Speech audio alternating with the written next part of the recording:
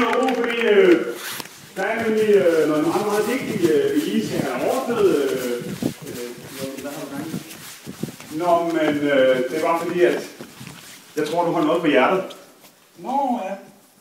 Jeg stod her på scenen, og jeg kiggede efter dig. Du stod derinde og smilede til mig. Men alle folk kan sige det straks. Du er så smuk og dejlig. Dine øjne skinner og stærkere end en sol.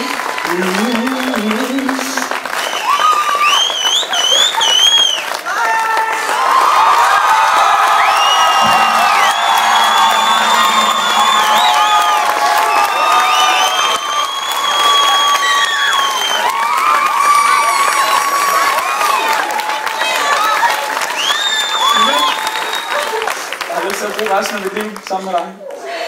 Og med din fars accept, så vil jeg gerne spørge dig, vil du gifte dig med mig? Ja!